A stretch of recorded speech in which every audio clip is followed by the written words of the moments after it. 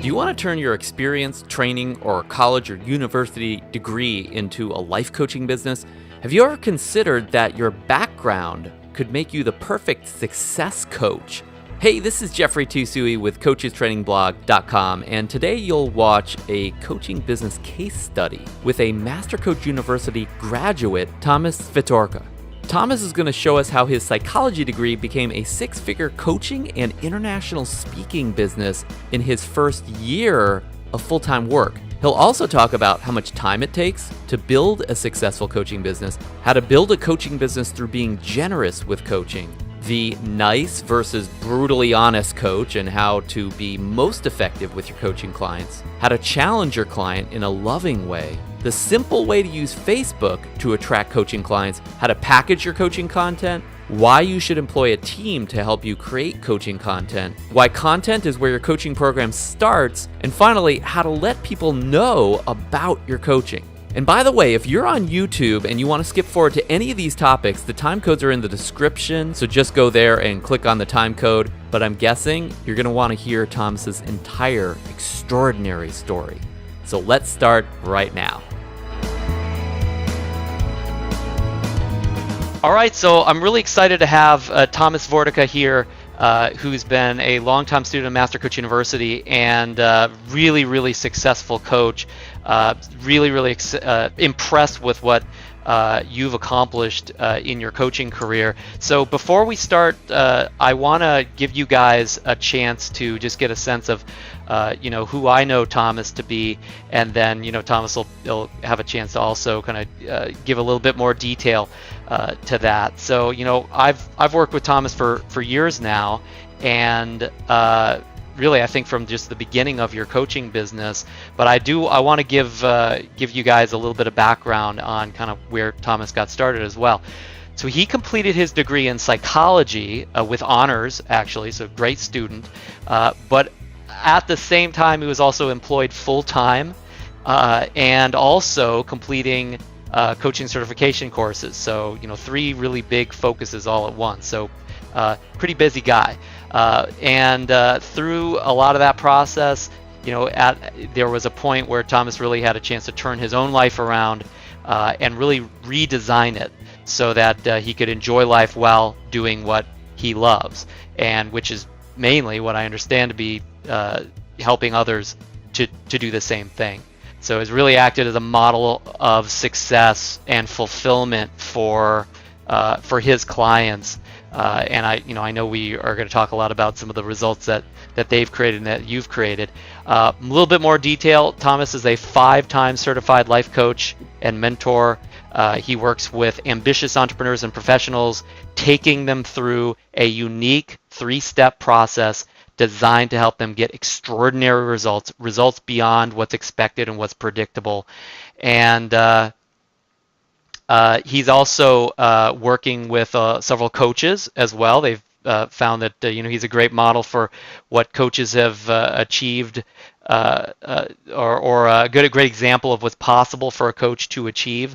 So he's actually attracted several coaches that have wanted to achieve the same level of success that he already has, which is fantastic. And Thomas has actually been an international speaker and trainer and workshop facilitator based in London in UK, but also his coaching business has taken him around the world as well, from what I understand. So Thomas, it's really great to have you here, and thanks for sharing some of how you've gotten to where you've gotten as a coach with the coaches that are listening to this. Absolute pleasure to be here, Jeff, and I'm really honored that you interviewing me like this. And you probably don't remember, but in one of our first emails that we've exchanged, and I was applying to for the Quick Start Coaching Code, I believe, I told you that I'll be one of your best students. So I don't know if I've earned that, but I think I've come quite close to that. Yeah, this case study is a sign of that for sure. So this is really fantastic, and I think I vaguely remember that conversation, but it's seldom actually that a new student of ours will actually say something like that. So I think it does stand out when you know who you are and you know what you're going to do to make something happen. You can really have that kind of confidence that, hey, I'm going to take this stuff and really run with it. So that's fantastic. It's part of what you need, I think. So I think I already shared this, but let me just start with just the basics of what you're up to and what you're accomplishing. So who do you coach, and what kind of coaching do you provide? Okay, so I'm going through a rebranding process actually at the moment, because really over the few years that I've been coaching, it has really crystallized in my mind who I want to work with, and I've gone over my own story and what I believe in, what I stand for. And there's a phrase that I think represents a lot of that, which is okay, it's not enough. And I love to work with professionals and entrepreneurs for whom okay is not enough. They just don't want to be average, or they don't want to settle for mediocrity. And in fact, that's one of my biggest fears, that I will live a mediocre life. I'm not scared of heights or spiders or needles, dentists a little bit maybe, but like just the fear of just getting by, and that really scares me. And just counting the pounds or dollars, just trying to make it through the month, that really horrifies me. And I work with people that have similar ambitions, who are really ready to put in the work, and they have some kind of direction, that they know what they would like to achieve, even though we can do kind of a lot of that clarifying process during coaching. And so these, I would say, are my typical clients. And I also I'm mentoring several coaches now, because they've seen my results and they approach me with I could teach them how to do the same. So that's really enjoyable as well. Now I understand why you have the business that you do. So working with coaches is great. So I would say in a nutshell, these are the people that I work with. Nice, fantastic. What do you do with them? Like, what kind of coaching do you offer them? What's maybe you could give us a little bit of an overview of like what happens when somebody works with you that really makes a difference for them. What kind of coaching do you provide them? So the coaching that I provide is wrapped up around the model that I have, the coaching model, which is has these three elements, which is you, your environment, and your performance.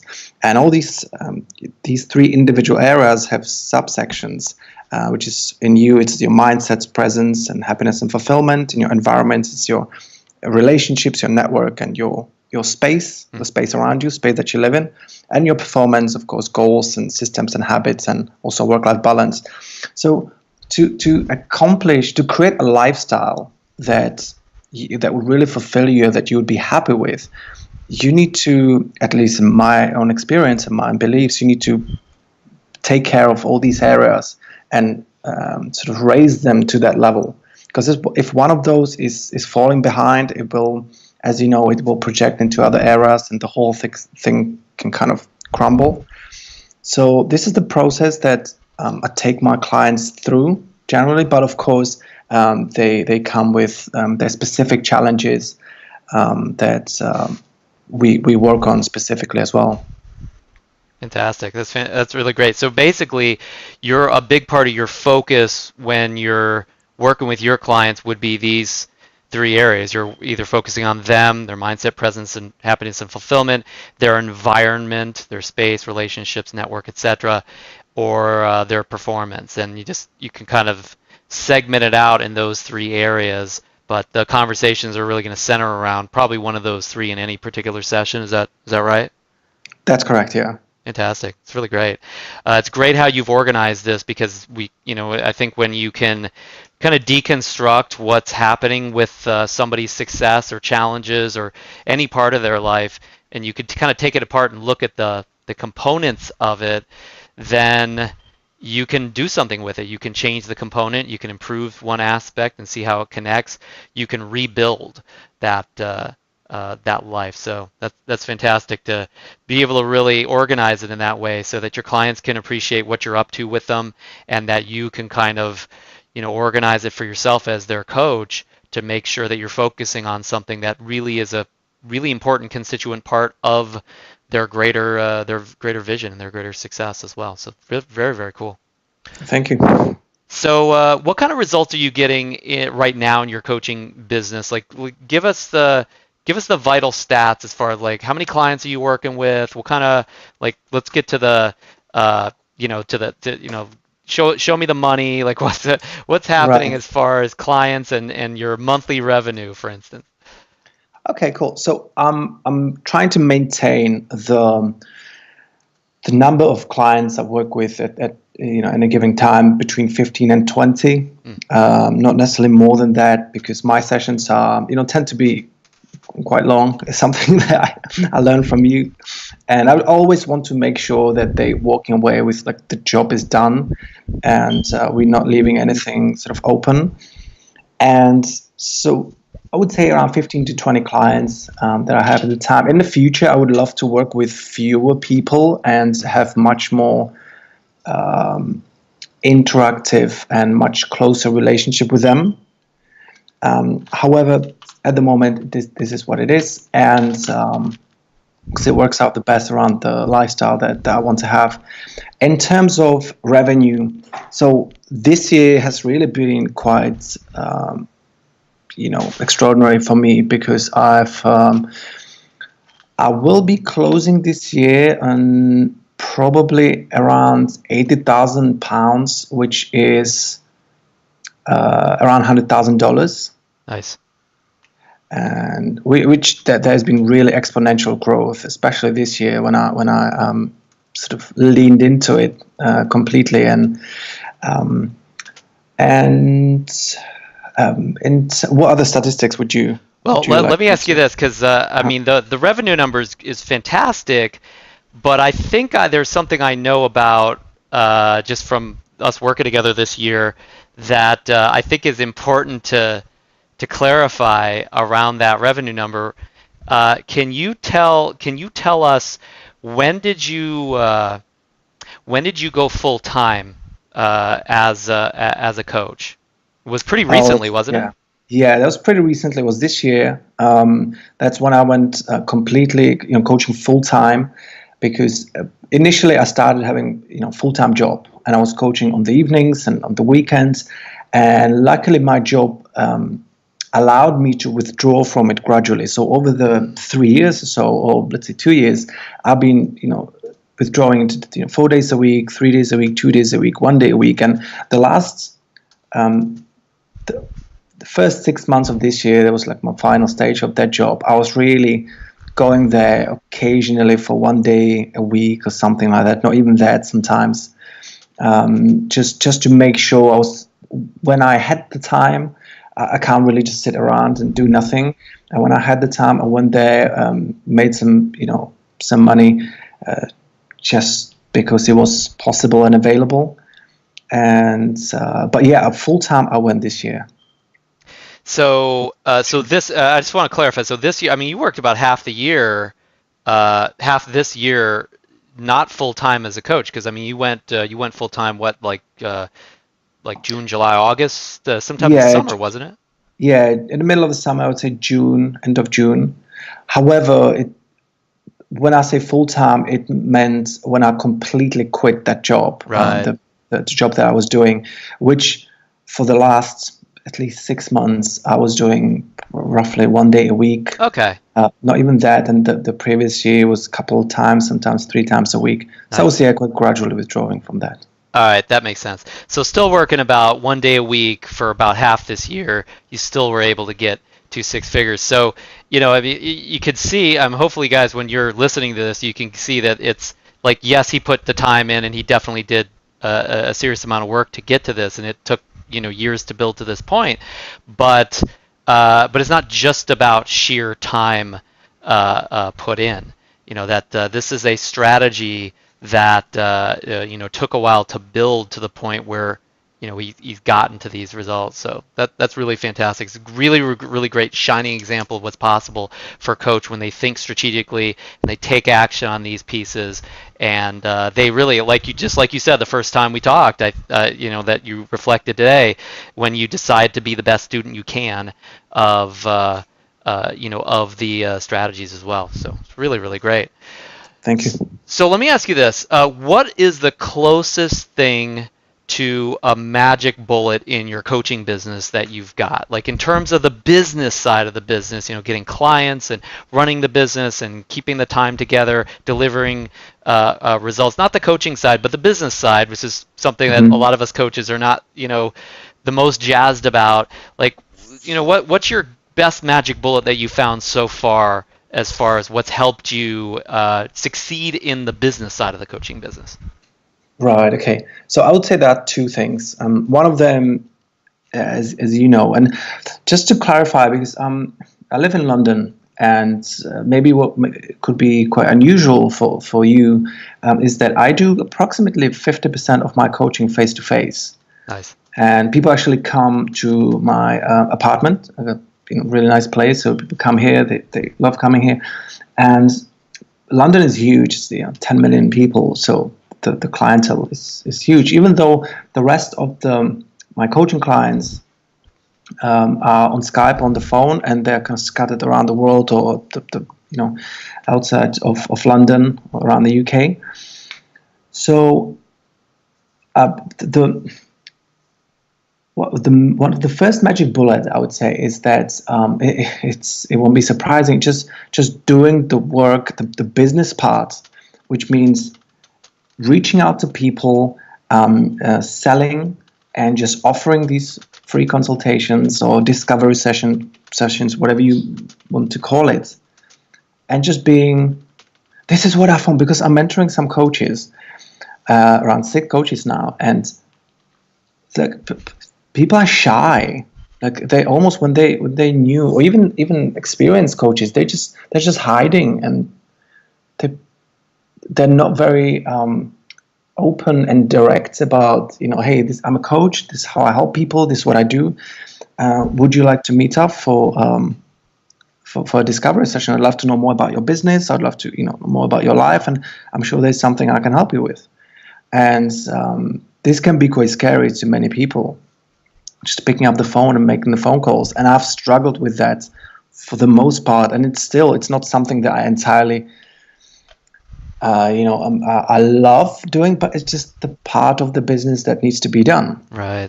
Just doing the selling, doing the marketing, and really engaging in the activity. Just today, I had a session with one of my proteges, as I'd like to call it, and I've done lots of speaking and lots of, I've been running my meetup for a year and a half, and I've been pretty much consistently doing weekly workshops and seminars. And it's been getting quite saturated around here in London area. There are many, many personal development meetups. And this student of mine, he was saying, yeah, I'm thinking of starting meetup as well, but it's quite saturated. I'm thinking maybe I should figure out something new, something that most people do. I said, okay, then pick up your phone and call every single one of your contacts and have a little conversation, just kind of re-established the rapport and the relationship you have with them, and tell them what you do, tell them who you help, what kind of results do you get, and ask them for a referral, whether they have a friend or a family member, or at work, a colleague, and just hey, if you can recommend me to those people, I would love that. And this is something that most coaches don't do. They hide behind Facebook Lives and other kind of things, all these indirect ways of promoting your business. And I personally believe this is something that most people don't do, or very reluctant to do.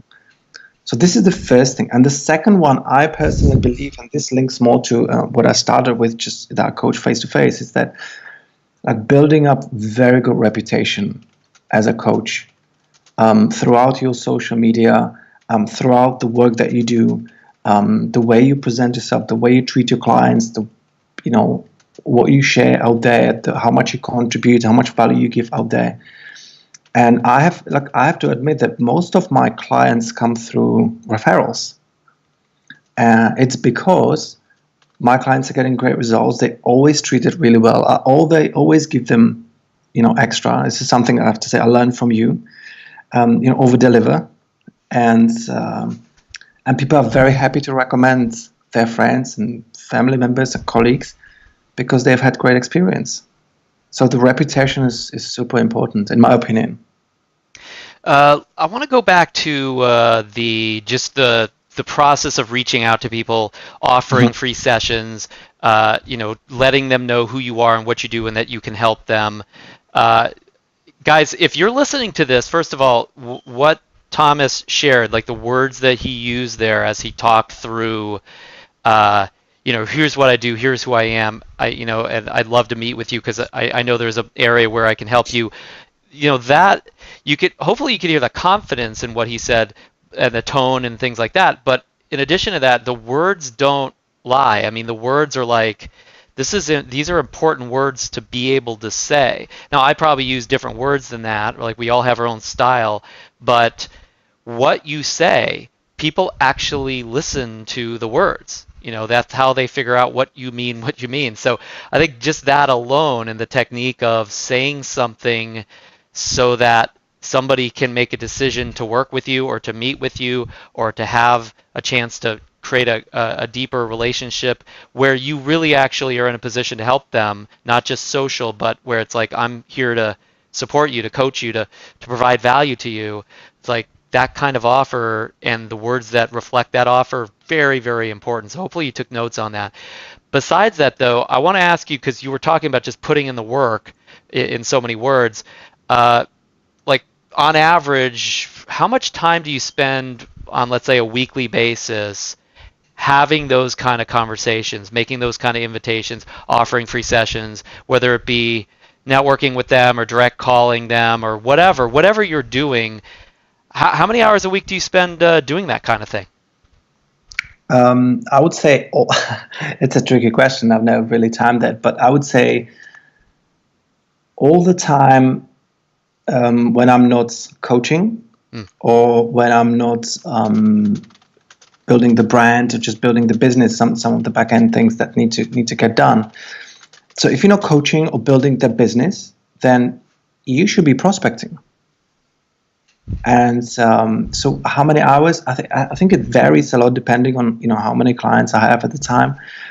But I've been working 7 days a week for the last 4 years or 3 years, and that includes obviously my full-time job. But when I wasn't at work, I was working on my business and working on coaching business, weekends, evenings, and only recently I started taking the weekend off, because I felt like, I've earned it. I know this is not something that, maybe some of the coaches want to hear. Sure. But it's business like any other, and you don't have to necessarily put, extreme effort into it like this. But if you want extreme results, then you need to put in extreme efforts.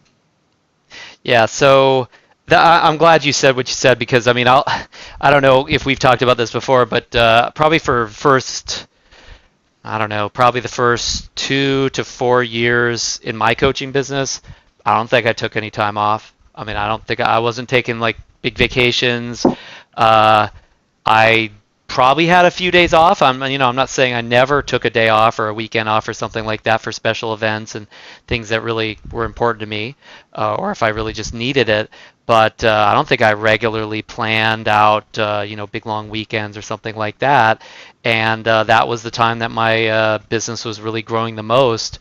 And I really didn't even know what I was doing, but just action alone really made a gigantic difference. So, absolutely. I take plenty of time off. I probably don't work more than 40, 50 hours a week in any particular week now. But, the reason I'm able to do that and generate the revenue that I generate is because there was a time when I made that investment. And, so absolutely. It's just so important that you said that. I'm glad we got that out, because, you get what you put in to this just like any other business, and it's just up to you. If you care enough about it and you put the time in, you're going to start getting those kind of results. So really, really cool. Let's see. And then you talked about the reputation and referrals. Let me ask you this. When you get referrals, do people just most of the referrals, people just bring people to you, or are you asking for referrals? Like, what do you find actually, other than just being a really amazing coach for your clients, which, like, I think that's what you already shared, Is there anything else that you do that tends to be that final 1%, that final thing that gets the ball across the finish line, or the race car across the finish line in terms of a referral? Yeah, so a couple of things. One of them with the actual clients, when you have these conversations with them, coaching conversations, they oftentimes mention, people in their lives, and some other people have struggled. So you can always say, hey, listen, if Jack is struggling with that, I'll be happy to have a discovery session with him and see if I can help him. Just don't be shy and just ask. If you hear that there is opportunity to help someone else in their network, just do that. There's nothing wrong with it. You giving it. It's a beautiful gift, right? That we're giving to someone. And what you can also do when you either finish working with someone or during the consultation, there are always opportunities to, when you're getting great results, just to ask them, hey, can you think of someone that would benefit from results like this, or who you would like to make the kind of changes in their lives? And if people have good experience with you, they'll be happy to recommend you. Yeah. So, but just again, taking action and just not being shy. I think that's really important. Not holding back. Coaching it's a great. I use the word gift, or just a way to help someone through their challenges, such as becoming happier, healthier, or wealthier. And there's absolutely nothing wrong with offering that. And if people say no, so what? Yeah, it's fantastic. I mean, everything that we're talking about here, I think, kind of comes down to a certain amount of generosity. It's like when you're talking about offering a free session, even before you might get in a referral conversation, you're just trying to give them a gift. It's not for you, it's for them.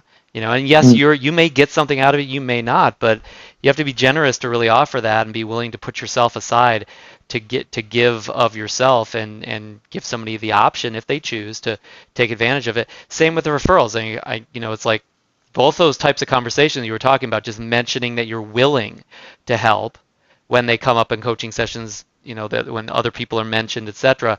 And then just asking the question, hey, now that you've experienced results, can you think of somebody else who would benefit in this way, or somebody else who would benefit from the same kind of support that I'm giving you? You're really just being generous with who you are for them, and the fee comes later. That'll tend to take care of itself once you've got the relationship with somebody. So it's really just a generous relationship that you're offering there. So really, really cool. Let me ask you this. What's the closest thing, and we talked about the coaching business, what's the closest thing to a magic bullet in your coaching? Like when you're working with your clients in these different areas that we talked about before, what would you say is the most important distinction or idea or technique that you've used that's made the biggest difference for how much value you've been able to give as somebody's coach? Right. So a very, very simple answer. It's just not holding back as a coach. Absolutely. And this, I remember exactly. It was luckily quite early on, I would say after few months of me coaching. And at the beginning, I was the nice coach. And I didn't, I valued every single client just so much, and I want them to stay with me, and I didn't want to upset them, I didn't want to challenge them, and I was kind of nodding along, and I was being the nice coach, and I would say that I used to tell them what they wanted to hear, not necessarily what they needed to hear.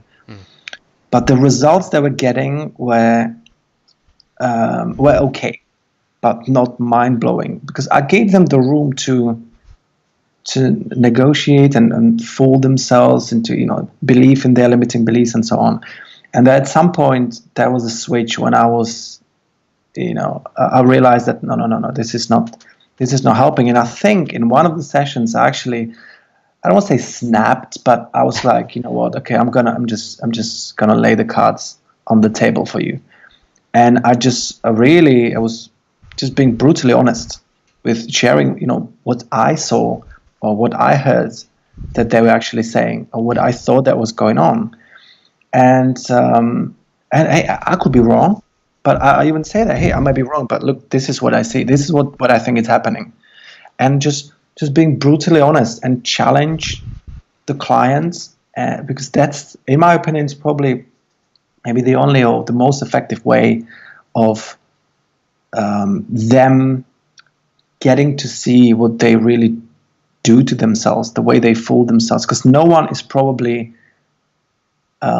in their life is able to challenge them in the same kind of loving way, but very, very firm and direct. So basically trying to be nice and keeping them in that perfect relationship with you and just giving them, I think the words you said was just giving, you always try to give them room Yeah, to just do whatever they needed to do or what they felt they wanted to do, etc.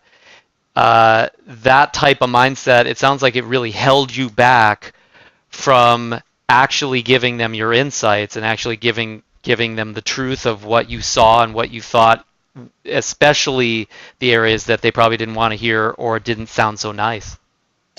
totally. Yeah, makes total sense. So I love how you put that though. It's not like I got to be a jerk or, I got to be mean or something like that. It's like just don't hold back. It's a big difference. Like if I'm going to work with you and I'm just not going to hold back, there's a big difference between that, like not holding back and giving you everything I've got in all the different colors and shapes and feelings that would come with that, versus somehow being hurtful or mean or angry or something that's really is something that would be malicious or less than empowering, because I can really go for it and you may not always be comfortable with what I say, but if I'm framing it from a perspective of not holding back and giving you everything I've got, letting you know what I see that's going on, and I still care, and at the same time, Mm. yeah, I could see how that could. It's still going to be effective, but I'm also going to be able to retain as much of the positive relationship as possible with that client. And with a client that really needs the coaching and really wants what you have to offer, they're probably going to appreciate that. I know that's, you and I have probably had that conversation quite a bit before, so makes total sense. Yeah, and I just want to say that it's not about being, it's not about swearing, or it's not about. I always make sure that even when I'm very firm and direct with them, they know it's coming from a good place. Mm. And you can easily package that, the comment, say, look, this, I remember, I remember this is what I learned from you. 99% what I do now, I've learned from you. But I remember once you used the sort of line or phrase that, hey, look, I need you to hold still now because I'm going to hit you with a baseball bat. And sometimes people are like, what? I said, I'm going to tell you what's happening here, and tell me if I'm wrong. I may be wrong, but like, let's see. And I just laid out, and it's not about being rude, and it's about, yes, it will make them uncomfortable because truth hurts sometimes, but they so need to hear that. And I'm a big believer and promoter of being genuine and transparent, because when you are, there is, like, when you're hiding something from people, it will become, it's naturally becoming your insecurity. Because why would you be hiding it otherwise, right? And of course, we all have some, private things about ourselves that we don't necessarily broadcast to the world. But sometimes people live this pretentious life, and they pretend to be someone else, and it's just making them so unhappy. And I'm big.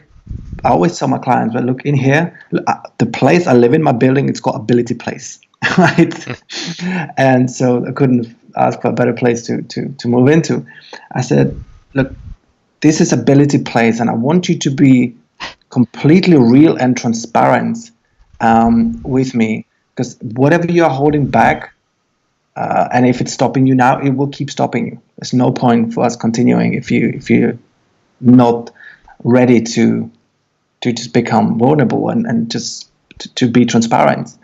And every single time, and I know I'm speaking from my own experience, every single time when people become transparent and become genuine, it's a huge relief for them, and it just, life becomes so much easier. So seriously, you live where you live. The location is called Ability Place. My building is called Ability Place. Yeah. Ah, that is just that's amazing. That's something else. Yeah.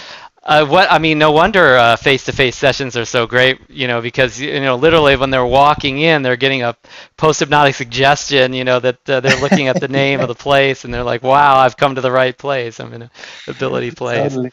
Jeez, that is something else. Very, very cool. All right, well, and I remember it's so funny because literally I think I that phrase that you brought up just a second ago, it's been a long time since I've thought about that. So I'm actually glad you brought it up because the whole I need you to hold still for a second because I'm about to hit you with a bit of a baseball bat here, and Yeah. it's really, really great. Yeah, it's if you it's like with your client, it's if you're gonna tell them something that might be challenging for them to hear or deal with, it's okay to prepare them. It's okay to say, hey, look, I'm going to tell you some things you're not going to want to hear probably, or like you might think I'm totally an idiot or I'm wrong or I didn't hear you or I don't care, I'm a dick or whatever. I mean, there's just so many things you could say to as kind of a bit of a preamble to really not soften the blow, but help them to really know that they need to get strong for that conversation, get them to ability place, so to speak, before giving them the challenging distinctions and some of the bad news as well. So really, really great. That's so important. And I see so many coaches trying to be the nice coach or negotiate, like they think coaching is about having a really friendly relationship. And it can be, but that's not coaching. Coaching is not Exactly. about being somebody's friend only, at least. Exactly. And that sometimes when they get upset, they disagree with me, or so, like if I'm 100% sure that I'm right, Mm-hmm. that they're just fooling themselves, and I will be very persistent in getting them to see what's going on. And they get upset, they get angry, or they cry or something, and they sort of fight back. And I even tell them very explicitly, very openly. I said, look, that's okay if you don't like me. We're not in here to make friends with each other, right? I'm in here to help you to get the results, and we cannot move on if we don't deal with this. And you know what? You would, a few years back, I would be petrified just thinking of that, because oh my God, how could I even say that? They want.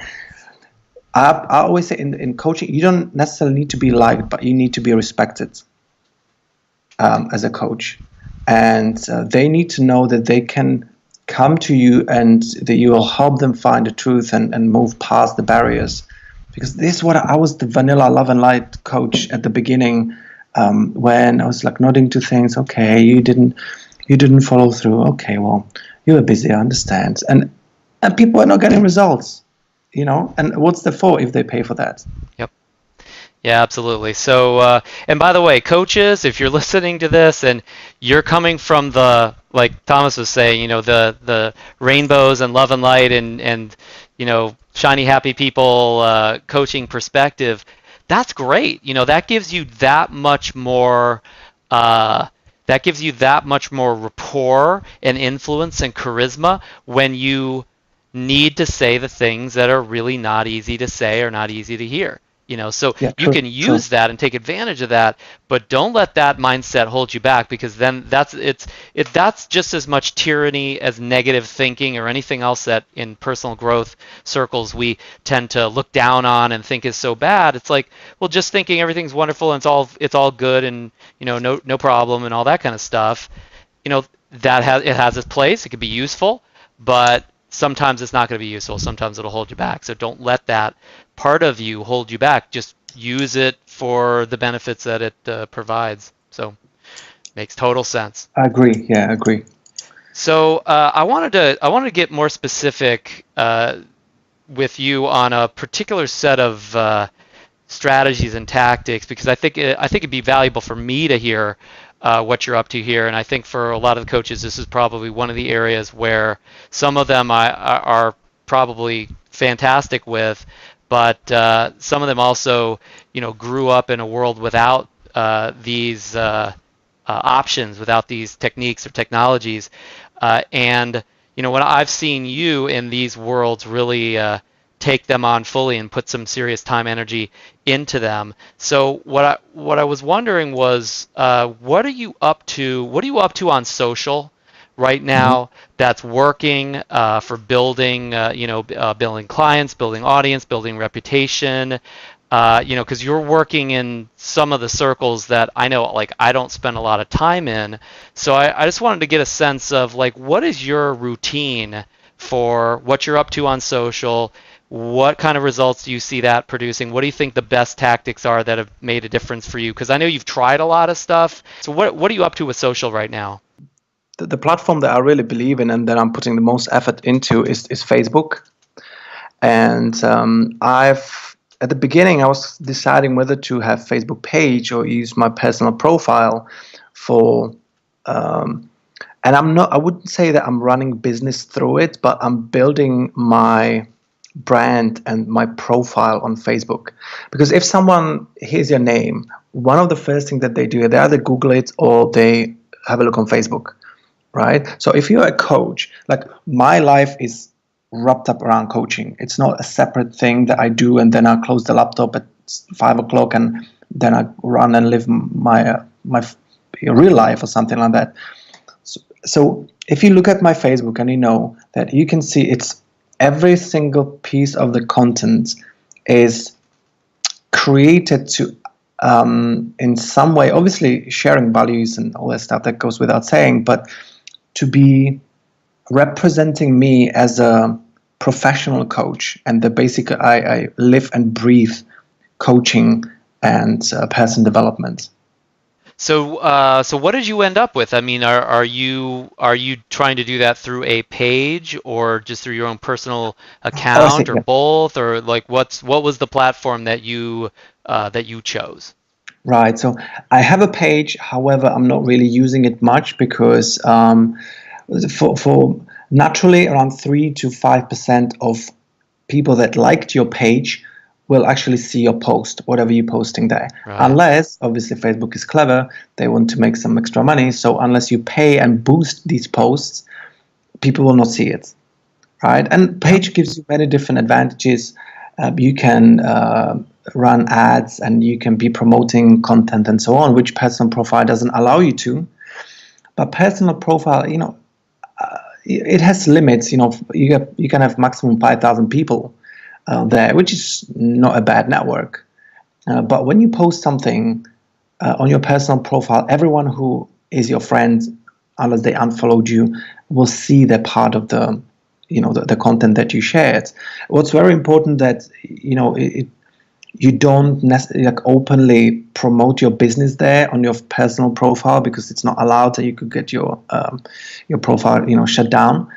But just show people that, like, this is what you do, this is how you live. And so I talk about my clients' results. I share my thoughts of the day. For example, I started this just random 60-day challenge that for 60 days I'm going to the gym, and so every day I'm sharing a photo from the gym and just showing people that, hey, I'm consistent. I have the discipline to get myself in the gym every day. I hate going to the gym, right? But I'm demonstrating that I'm doing well as a coach. My clients are getting results, that I have my shit together, so to speak. And but also what's important is to understand the nature of Facebook. So on personal profile, if you start posting things that are not personal, meaning some random business blog post and things like that, people will not really react to that.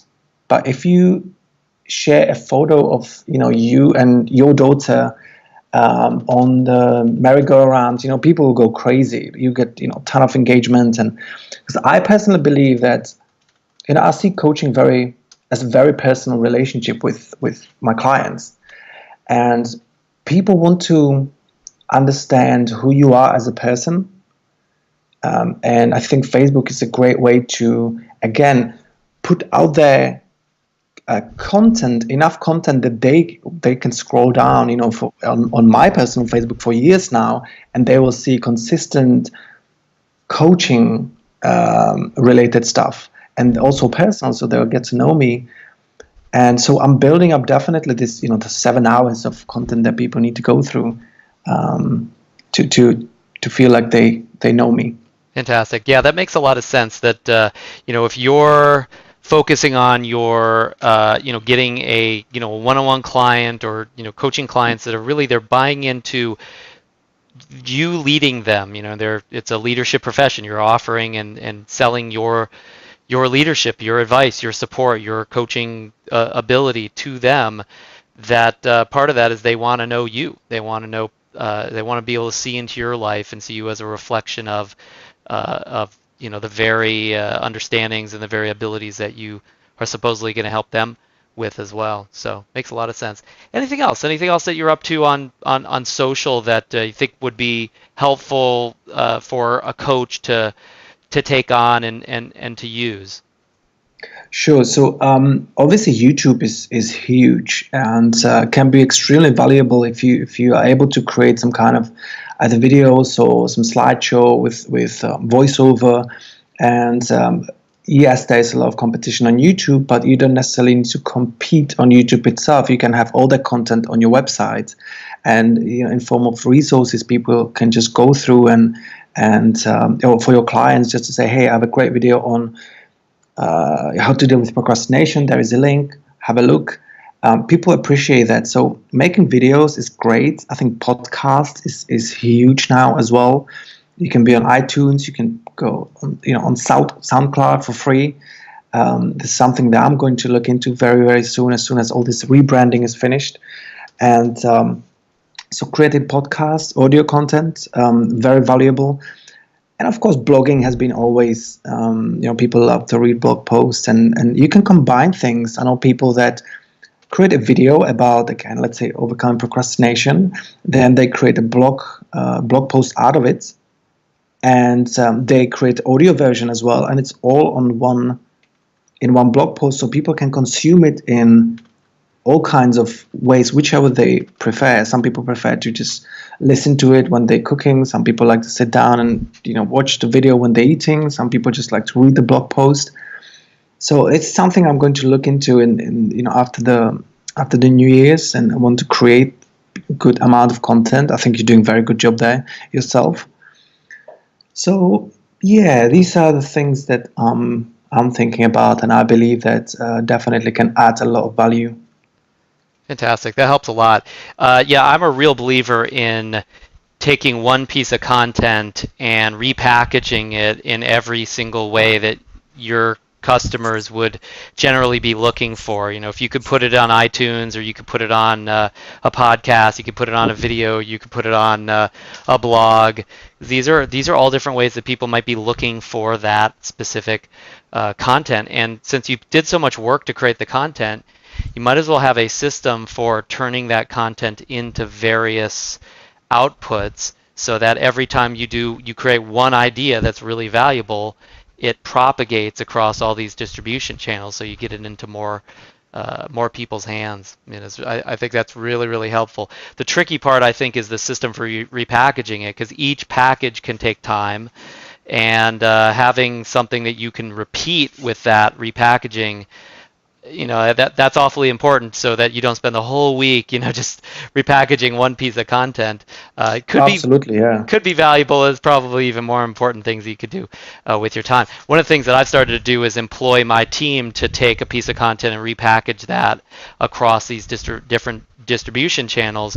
Because if I can pay them $10 an hour to do that, while I'm out doing coaching for $100 an hour, then I just made $90, exactly, where I would have lost that had I been doing that repackaging myself.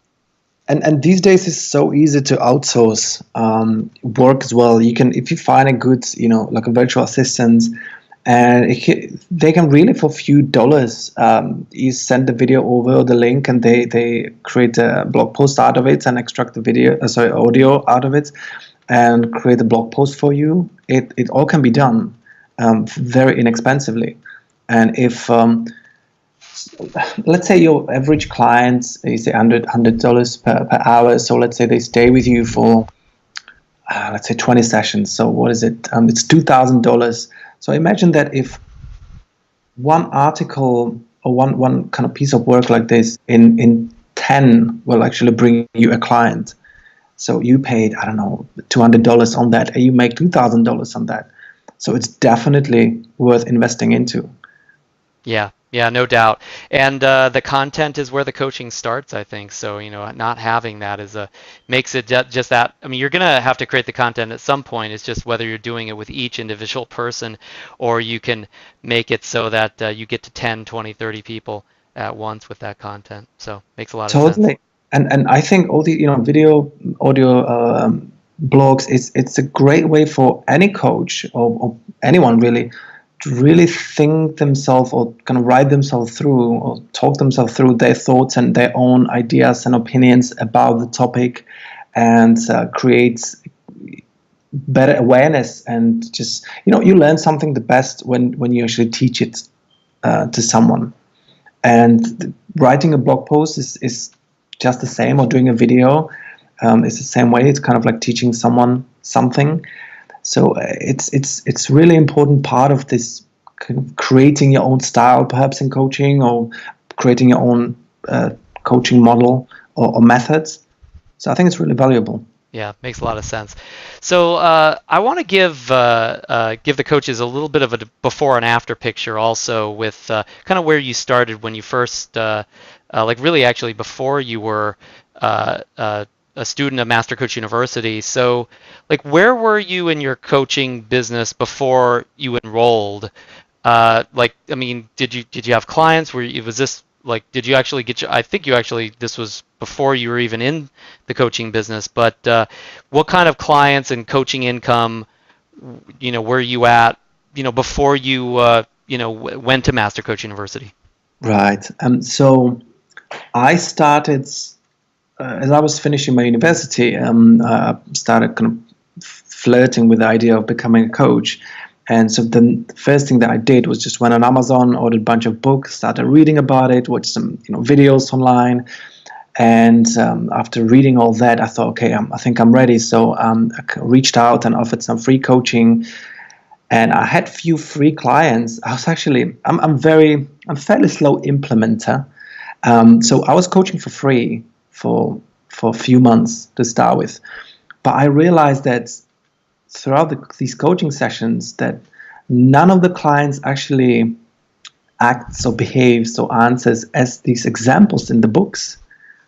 And so it was I felt very kind of stiff in my coaching method, and I realized, like, I don't think this is the way, like just reading it in the books. I guess it's like reading how to swim and expecting yourself to figure it out, right, from reading the book. And so I realized that no, I need some guidance, I need some mentor and someone who will help me through this systematically. And I started looking online for different schools, and there were some that I found they had very bad reputation, kind of in between the lines, I found out.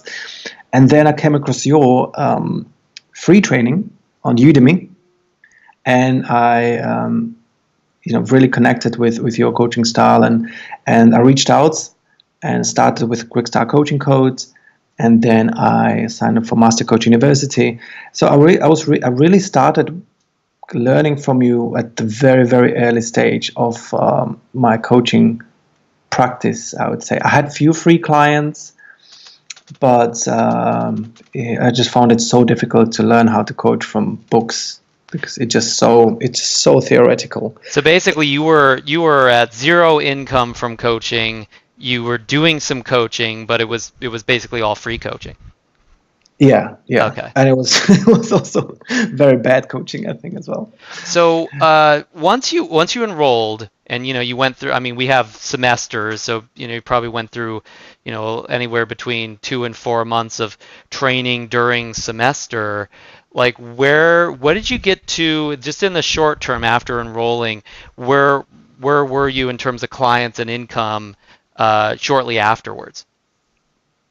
So I think shortly afterwards, I became much more active, and I realized, going through Master Coach University, a Quick Start Coaching Code, and everything, that okay, I need to put a lot more effort into it. And I started reaching out to people offering free session. Put some ads on the internet, and I think quite within a month, maybe two, I had my first paying client, which I asked for £25 per session with a shaky voice. And yeah, I remember she was saying, "Yeah, okay, that's good." I'm thinking, man, I should have asked for more. And and from then on, I first of all I became much more effective as a coach, because I went through the accountability training, strategy training, of course, also the assessment training. So I've learned a lot, and I've learned how to coach, that's for sure. And that just gave me a lot more confidence in, asking for fee, just reaching out to clients, seeing myself as a coach, and from then on, I was gradually growing the business, raising my fees a little bit. I'm a big believer in earning your place. So I started, coaching for free, and then small fee, and I was increasing the fee and packaging up, 3 and 6 months coaching programs for people. And it's been going like this until today. Fantastic. So basically, by that, after you enrolled, you got some of your first paying clients. Sounds like a few, maybe not huge coaching income at that point. It sounds like it was probably maybe a couple $100 a month max, something like that. Does that sound right? Yeah, that sounds about right. But don't forget that I had a full-time job. I only had a few evenings and the weekend for my coaching, so I wasn't really able to give it, I don't know, 16 hours a day every day. So my time was limited. Makes But sense. as soon as I started getting more clients, I started withdrawing from the day job, and I was earning more money from that. And it was something I was going to say, but I forgot. But I'll probably remember as we speak. And I think it's important that, because we talked about this a little bit earlier around how you kind of transition from the day job. When a lot of coaches will ask me, when they're first getting started, how much time do I have to put in? What does it take to get your clients? And, those kind of questions, like an issue around, like, what is the time that it takes? And yes, I think there is a minimum amount of time that you should put in, 5 or 10 hours a week at a minimum, really, to get the ball rolling. But the more important piece is that, like, if you have no job and you've got nothing else to do, you should be full time. I mean, you should just put everything you got into it. As a leader, Absolutely. people are going to expect that. But if you have a job and you're working during the week, you can really build this business on the weekends, or you could build this business in your spare time. You can truly do that. Now, will you do that as quickly as if you had full time available? Not necessarily. But the key here is it's not time, it's the fact that you're fully engaged. You're like you were saying, like, you had a full-time job, but you put your spare time into this. So when you came across a client or a prospect, they knew you're committed. So it's not as much about the time as it is about the commitment involved. And then if you have enough commitment, you'll start making a little bit of money. You can start to transition, and you make some more money or get some more clients as a result of that. But the key is that 100% commitment the whole time. It doesn't take 100 hours a week to be committed 100%. But it does take something. It takes you putting the time that you have into it and really playing full out with it. And I think what you just talked about, in terms of the fact that within a month or two you got your first paying client, and then you're up to a couple $100 a month in coaching income by, sounds like, the end of the first semester. Even working a full-time job shows that it's not, I mean, yes, you need to put time in, but it's about making the commitment that you need to make to your clients, so they know that you're going to be there for them, that this is not just something that you're playing around with.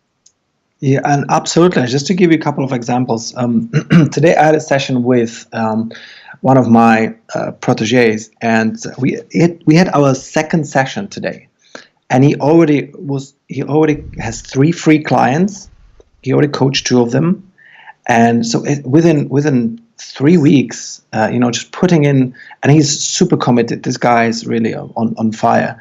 But this is an example of that. If you put the work in and reach out to he's coaching his housemate, and he's coaching an old friend and her friends, and really he's just taking action. And another example is this another coach that I'm mentoring, and we've been working together. It's not even 4 months, and he messaged me yesterday that this month he will probably, if the one more payment goes through as he's waiting, he will be on over £1,000 from coaching this month only. Nice. So was it $1,300-$1,400? Yeah. Which is I was super impressed. But again, I'm not surprised, because this guy is just going for it. He's just relentless and just so committed. Yeah. So somebody committed. I mean, I think coaches sometimes they got it wrong. They're thinking that coaching, it's hard to make money coaching. Sometimes we look at the statistics and we're like, well, the average coach makes $10,000 a year, but the average coach is part-time, they're dabbling in it, they're fooling around with all sorts of different things. They're not really committed to their coaching or their coaching business or even their clients a lot of times. To be kind of half-assed like that and to make $10,000 a year extra money when you're doing other things, have other jobs, etc., like that's pretty impressive. Like somebody like that, like your protege that's doing over $1,000, in like the third, fourth month of their business, it's like, well, that's the way it should be. Because coach, I mean, I remember one of my mentors who's a partner of ours, runs $1 million coaching business.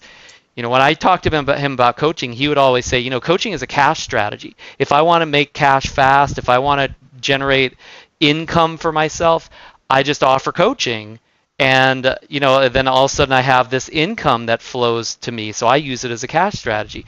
And I think coaches a lot of times have a misconception that coaching is not a really good money making venture, but it's because they're either not really doing the work, they're really not 100% committed, or they have some other aspect of their strategy that's just not tuned in yet as far as what's valuable that they're offering. I want to ask you one other question before we go, and we talk about how people can find you as well, so they can hook up with you and connect with you if they'd like to connect more.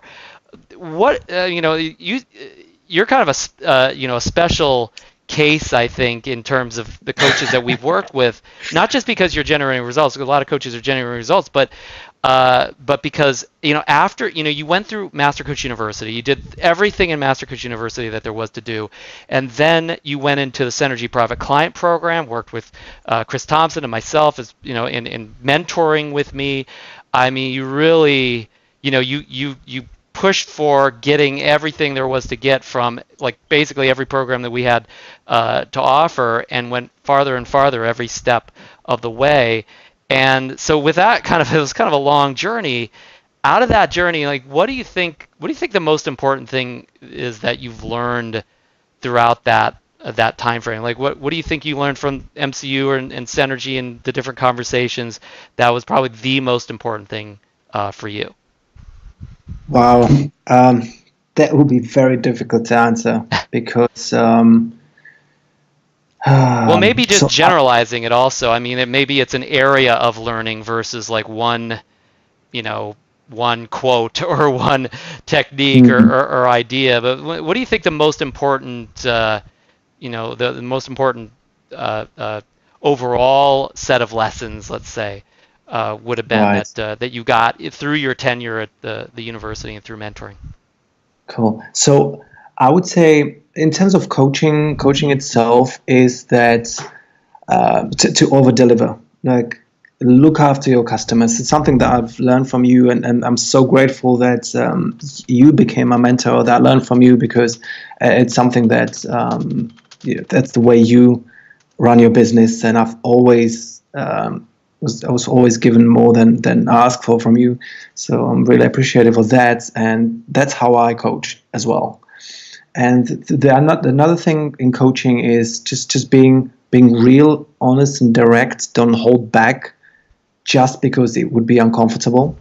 And this in business as well. Just do what needs to be done. I always tell people, stop being busy and start being effective. Like, do what counts. And the clients won't become, people won't become your clients just because you're a coach. No one will come and knock on your door and beg you for coaching. You need to let people know.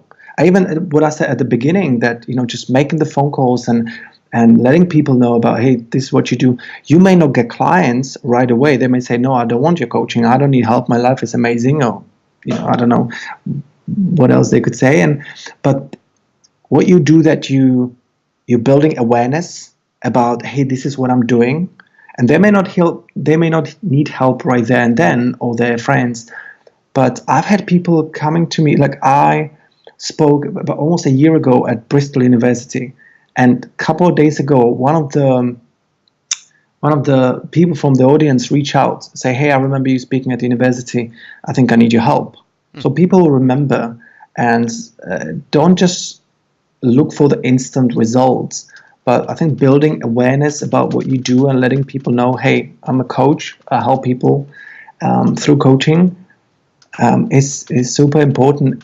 Also for your psychology, it will start owning up to that, rather than just kind of playing this hiding game as many coaches play.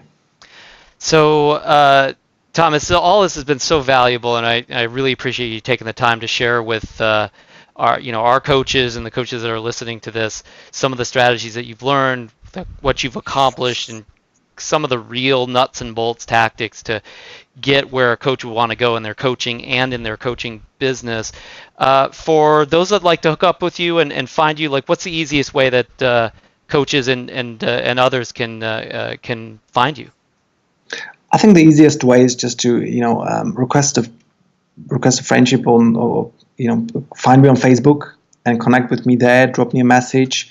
Also through my website or through my email, which is thomas.svitorka@gmail.com, or my website currently for probably one more week is tscoaching.co, but it will be thomasvitorka.com.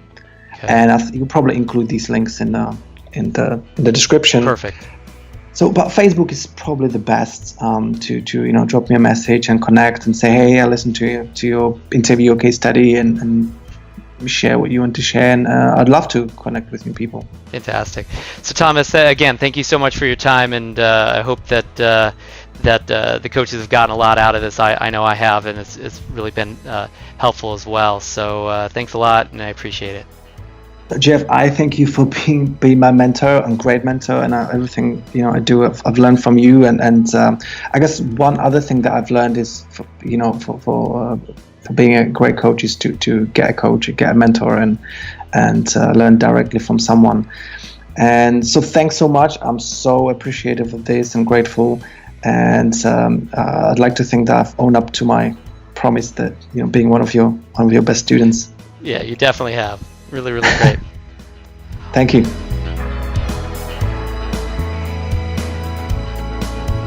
So this is Jeffrey T. Suey with CoachesTrainingBlog.com, and I hope you took some great value out of this life coaching business case study today. So what's your degree or experience or training that could turn into your own success coaching business? What did you see inside of Thomas's story that really inspired you? What did you learn that you're going to use immediately in your coaching business or your next career move? I'd love to hear your feedback, so make sure you leave a comment with your thoughts or questions. Thanks for watching this video, and like it if you thought it was cool, and subscribe for even more of these videos. And by the way, you can grab even more life coaching business case studies just like this one. For instance, I've got a case study where you'll learn how a mom of two quickly built a $2,000 a month side coaching business. How another one of my students achieved an $80,000 per year full coaching practice in just 4 months after training.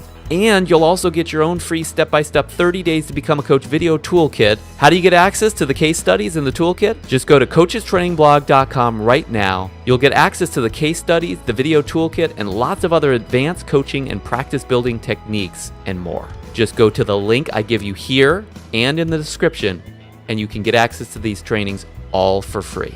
Take care until then, and I'll see you there.